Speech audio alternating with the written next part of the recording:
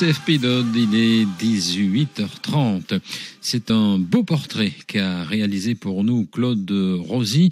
Il a 90 ans, il est champion de natation et à cet âge-là, sachez qu'il s'entraîne encore 3 fois par semaine. Je vous laisse le découvrir. Voici tout de suite Positive Entreprise. Bonsoir à tous et à toutes. Si entreprendre est un acte de liberté, la liberté de vivre ses rêves et ses passions, alors notre invité aujourd'hui est un des plus grands entrepreneurs au doigt. Pour le recevoir, nous avons délocalisé Positive Entreprise au centre Saint-Jean, à Castelnaudary, au pied de la collégiale. Monsieur Jean Belloc, bonjour. Bonjour à tout le monde, à tous les auditeurs.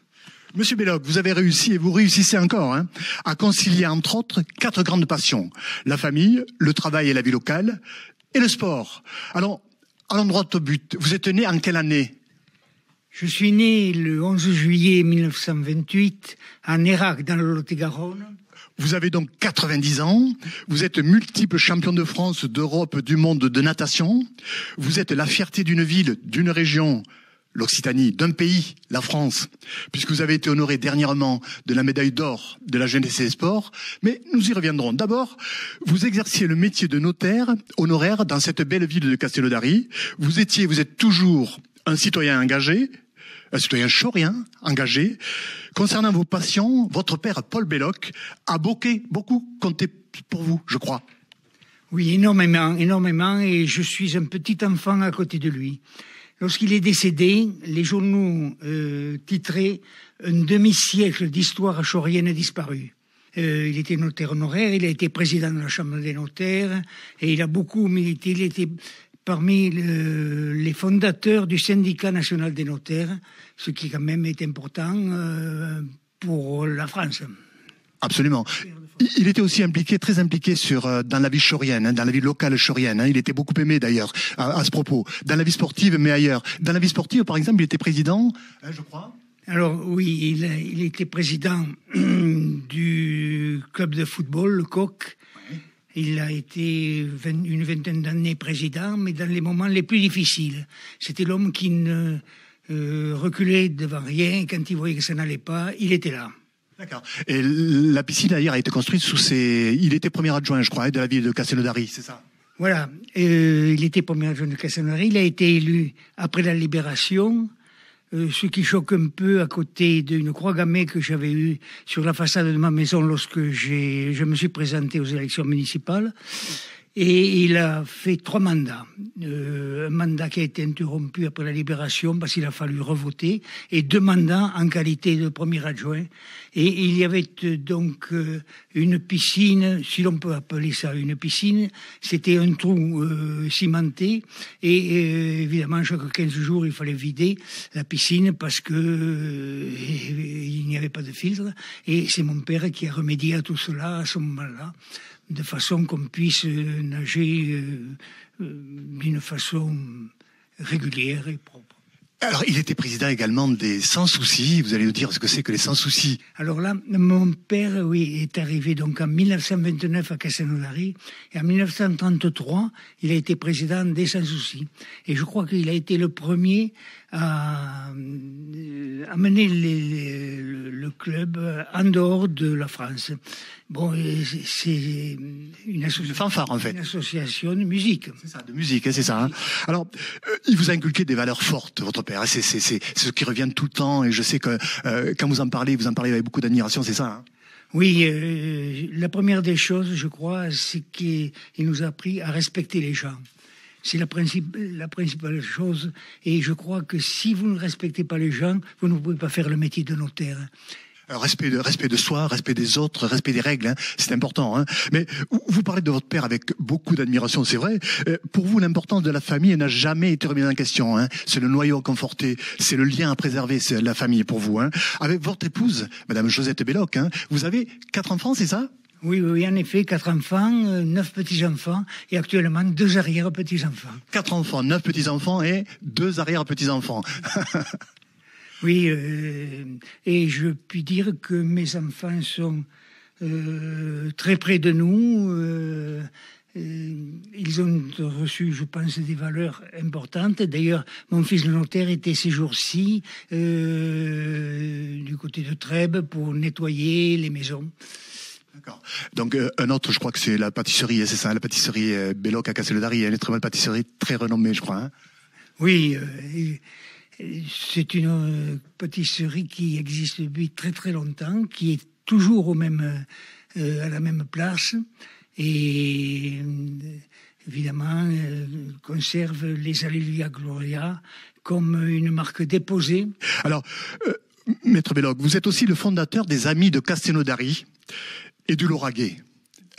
C'est quoi cette association? Alors, c'est une association culturelle, bien sûr. Conservation du patrimoine chaurien et de Lauragais. Exactement, conservation du patrimoine chaurien. Elle a été fondée donc par M. Falcou, qui est actuellement président, et moi-même avec monsieur, il y avait à l'époque M. Tuffery, et c'est M. Jean Humbert qui a été le premier président. Personnellement, j'ai été trésorier depuis le début pendant 37 ans, de 64 à 2001. Alors, c'est une association très active, et ça c'est important de le dire. 30 opérations de conservation du patrimoine, vous avez fait réaliser depuis le départ, avec une vingtaine de financements, c'est important.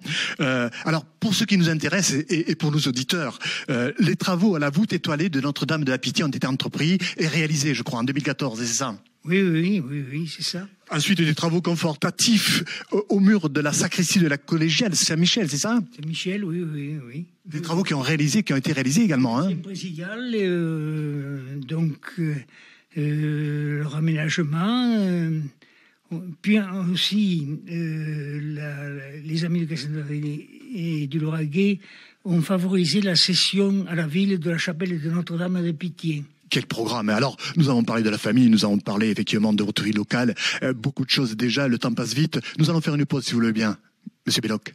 Oui. À tout de suite. Alors, nous retrouvons Maître Jean Belloc au Centre Saint-Jean à Castelnaudary. Alors, nous venons d'évoquer la famille. Pour vous, Jean Belloc, cellule de base de la société.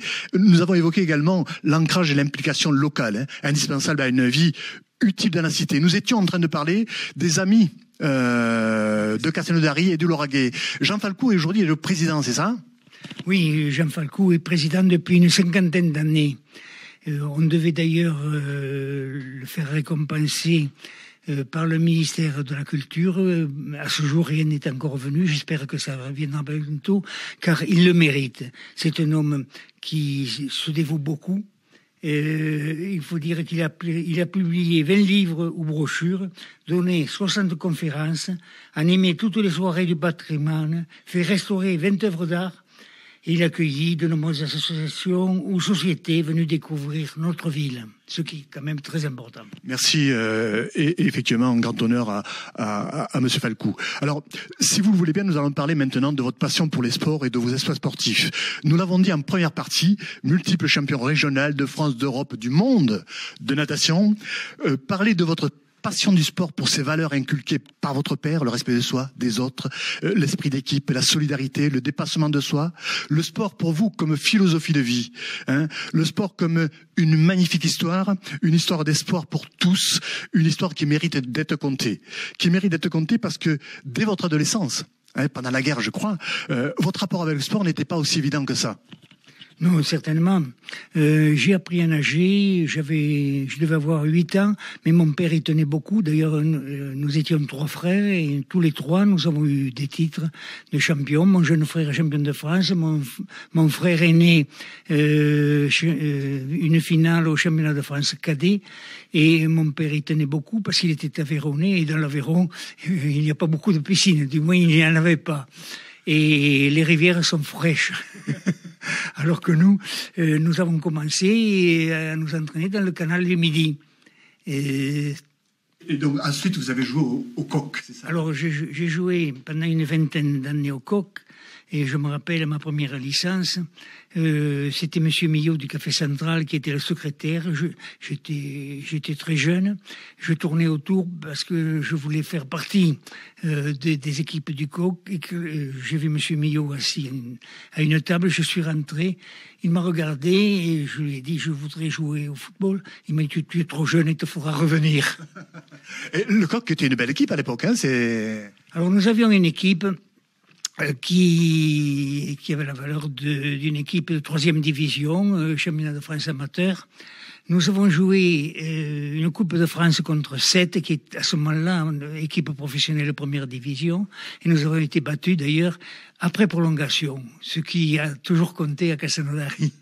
Absolument. Alors, vous arrêtez le football donc à 33 ans, je crois. Hein, c'est ce que j'ai lu en préparant l'émission. Ensuite, vous attaquez sur le judo. Bien oui, à 33 ans, je crois qu'il est temps de laisser les terrains de football. Mais j'étais notaire, je n'avais aucune activité sportive et le judo me convenait, les heures d'entraînement. Et le professeur Besanger m'a poussé jusqu'à arriver évidemment à la ceinture noire. Ceinture noire, c'est déjà pas mal. À 33 ans, effectivement, commencer une carrière de judoka, vous étiez un sportif dans l'âme, en fait. Hein, vous aviez ça depuis toujours, en fait. Hein. Alors ensuite, le judo et puis la natation. Mais la natation est un fil rouge pour vous tout le temps. Et la première licence, je crois que c'est en 1938, vous aviez 10 ans. Et ensuite, même si vous l'avez un petit peu abandonné, vous l'avez repris ensuite vers les années 70, je crois, au niveau régional, c'est ça? Oui, c'est-à-dire que comme il n'y avait pas de piscine couverte à Castelnaudary, j'ai un peu cessé la natation, on ne nageait que l'été, bien sûr. Et en 1973, lorsque M. Casapel, député maire, a couvert la piscine de 25 mètres, nous nous sommes remis avec mon ami Garot, directeur de l'hôpital, et M. Aversin, qui est et nous sommes remis donc à faire des longueurs dans la piscine. Et un jour, on est venu me chercher pour faire partie d'un club qui nageait en master natation. Je ne savais pas ce que c'était. Je l'ai appris et je l'ai aimé. Alors, vous devenez président du club de 66 à 79, président du district de l'Aude, ce qui vous vaut la médaille d'argent de la jeunesse et des sports. Hein. En 2000, le nouveau siècle vous donne des ailes, ou plutôt des nageoires, puisque vous replongez carrément à 70 ans pour une carrière de master exceptionnelle. Hein. Au niveau français d'abord, au niveau des championnats en 2000, championnat de France d'abord, et quelques titres énormes. Hein. Oui, actuellement, je dois avoir une trentaine de titres de champion de France, comme vous l'avez dit tout à l'heure, champion du monde à Montréal, Canada, champion d'Europe à Londres, et d'autres. Évidemment, je peux dire que j'ai nagé dans les plus belles piscines du monde, Göteborg, Eindhoven, et cette année Slovénie. Cette année, Slovénie, vous avez remporté? En Slovénie, alors là, j'ai remporté 5 titres de champion d'Europe sur les 26 conquis par la France. Alors, c'est exceptionnel, c'est magnifique cette carrière-là de sportif, surtout à 90 ans maintenant. Alors, les prochains championnats du monde, ils sont où? Alors là, c'est en Corée du Sud et ce qui m'inquiète, c'est le voyage. Puis, bon, je dois me faire opérer prochainement du genou. Alors, je ne sais pas comment je vais récupérer. Et voir cette année, j'ai bien peur que ce soit une année blanche. Mais enfin, je ferai tout pour revenir. Alors, ce qu'il faut dire, c'est que pour arriver champion du monde, même à 85 ans, à 90 ans, il faut s'entraîner souvent. C'est beaucoup de travail. Oui, énormément. C'est ce que ceux qui me voient le comprennent. Beaucoup d'autres l'ignorent. Et je m'entraîne 3 fois par semaine. J'ai le privilège de m'entraîner à la piscine de la caserne, où je trouve parmi les légionnaires beaucoup de respect. Et ce qui m'a permis justement d'avoir tous ces titres. Oui, je le redis encore, pour moi c'est exceptionnel, effectivement, cette carrière-là. Vous êtes un espoir pour les jeunes, pour les moins jeunes, pour tous les seniors qui, pourquoi pas, voudraient reprendre la natation à 70 ans, 75 ans, puisque vous avez repris tout ça à 70 ans, en 2000. Vous avez, avec cet entraînement, avec etc., qui vous a permis d'avoir aujourd'hui une forme exceptionnelle. Des difficultés au niveau du genou, mais pas plus. Non. Je dis souvent que on devrait nous utiliser un peu plus vis-à-vis de la jeunesse. J'ai eu un jour Monsieur Felous qui m'avait demandé de venir faire une petite causerie à ses élèves de 4e. Et je crois que ça avait été une réussite. Ils avaient été conquis par je leur ai bien expliqué l'hygiène de vie. Écoutez, si les instituteurs nous écoutent, pourquoi pas vous faire appel à votre expérience. Ça, c'est une bonne chose. Nous arrêtons ici. Nous faisons une deuxième pause, si vous le permettez. Nous retrouvons Maître Jean Belloc au Centre Saint-Jean à Castelnaudary, proche de la collégiale. Alors, nous parlions sport, nous parlions effectivement pour les jeunes, pour les anciens. Est-ce que c'est un témoignage pour les plus anciens que vous soyez effectivement encore en activité au niveau sportif? Mais bien sûr, c'est un témoignage. On était le témoin qu'on peut faire du sport à un certain âge, conserver une bonne santé, et je pense qu'aussi sur le plan intellectuel, c'est une bonne chose. Alors, je sais que sur le département, vous avez déjà fait quelques conférences sur le sujet. Sur la ville de Castelnaudary, vous avez déjà fait quelque chose, non? Il m'est arrivé, oui, mais je laisse surtout... Pas suffisamment. Peut-être pas suffisamment, mais je laisse surtout la parole à M. Falcou. Alors, si des jeunes ou des personnes âgées veulent effectivement profiter de l'expérience de Jean Belloc, faites-lui savoir. Il est tout à fait prêt à discuter avec vous, vous apporter effectivement ce sourire d'abord et puis cette expérience au niveau sportif. Profitons-en. Alors, derrière un grand homme, il y a toujours une grande femme. Est-ce que c'est le cas avec Madame Josette Belloc? Oui, certainement. Elle a beaucoup de patience. Et son dévouement a été sans limite. Sans elle, très certainement, je n'aurais pas pu faire tout ce que j'ai fait, soit pour la ville, soit pour la jeunesse, soit dans les sports. Elle a toujours été là, près de moi.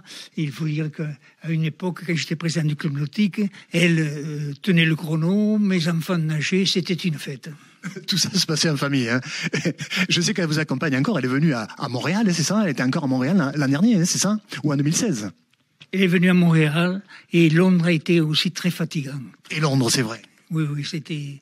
Et donc, elle ne peut plus actuellement, vu son âge, continuer à m'accompagner, ce que je regrette beaucoup, surtout en Slovénie, où on a été reçus dans des conditions formidables, des gens très avenants, et elle aurait profité avec moi de ses podiums, de ses victoires. J'aime bien lui faire partager. Maintenant, il n'est pas dit qu'elle-même l'apprécie. Elle supporte son mari maintenant depuis la maison, son champion de mari. Son champion de mari qui, l'an dernier, a reçu la médaille d'or de la jeunesse et des sports par le préfet du département ou de la région. Oui, c'est l'engagement de toute une vie. J'aimerais savoir si dans Castelnaudary, il y a une autre personne qui a la médaille d'or. Je prendrai contact avec elle pour en parler, justement. Mais on n'a jamais pu me renseigner à ce sujet. D'accord. Alors, nous ne pouvons pas arrêter cette émission sans parler de votre métier de notaire honoraire sur Castelnaudary.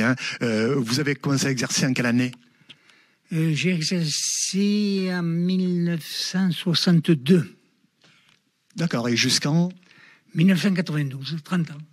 Votre fils a repris la suite, c'est ça? C'est mon fils qui a repris la suite. Moi, j'avais pris donc la suite de mon père.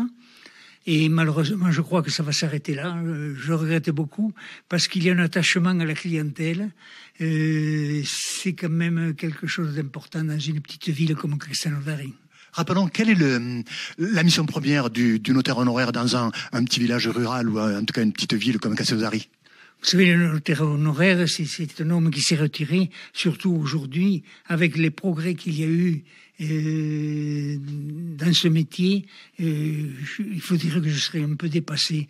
Bon, notaire honoraire, on est toujours le notaire, le conseiller.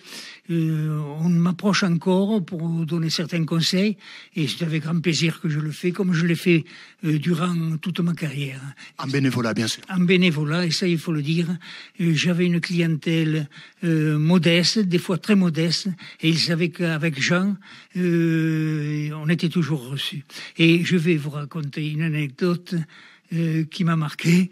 Un jour, une personne d'un certain âge vient me voir. Je le fais rentrer dans mon bureau, je lui dis bonjour. Il me dit bonjour Jeannot. Et puis il se reprend, il me dit oh excusez-moi, bonjour maître. Mais vous savez, j'ai tellement crié quand vous jouiez au football, allez Jeannot. Aujourd'hui, pour moi, vous êtes toujours Jeannot.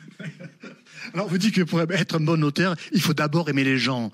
Parlez-nous de cette dimension sociale du métier qu'on n'a pas beaucoup l'intention, ou en tout cas d'apprécier totalement.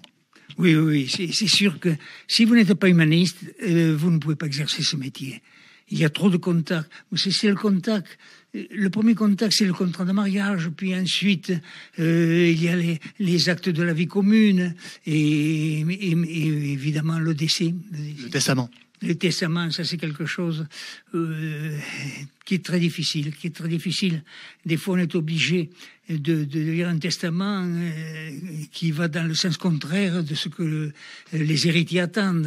Et il faut quand même savoir le leur dire. La dimension humaine, finalement, du notaire est importante. C'est pas qu'un homme de droit, c'est de rigueur, de texte, de règles. C'est aussi un homme avec des émotions, avec des, c'est ça. Oh, c'est certain. J'ai une succession qui a duré 25 ans. Tout ça parce qu'un testament avait été mal fait, qu'on m'avait pas consulté. Et donc, vous voyez, c'est quelque chose d'important. Un seul mot peut tout détruire. Et je crois que le conseil du notaire est très, très important. Oui, tantôt juge de paix, tantôt écrivain public, chasseur d'héritiers également, votre métier. Oui, mais c'est ce que je vous disais tout à l'heure. J'ai une succession qui a duré 25 ans. Il y avait des héritiers dans tout le monde. C'est assez difficile, évidemment, pour arriver à la fin. Alors, une vie passionnante, maître Jean Belloc, c'est incroyable ce que vous avez pu faire pendant ces 90 années, cette implication locale, le travail, la famille, le sport, etc., etc. Si vous permettez, pour conclure cet entretien, que ce soit en famille, au travail ou dans le sport, une vie épanouie se construit avec l'autre, vous m'avez dit. Il faut aimer les gens, c'est ce que vous dites, dans le respect de soi, des autres et des règles, dans la générosité et l'entraide, aussi le goût à l'effort et l'humilité. Monsieur Belloc, heureux de vous avoir reçu pour cet entretien. Nous vous remercions. Bonne soirée à vous, bonne soirée à tous et à toutes.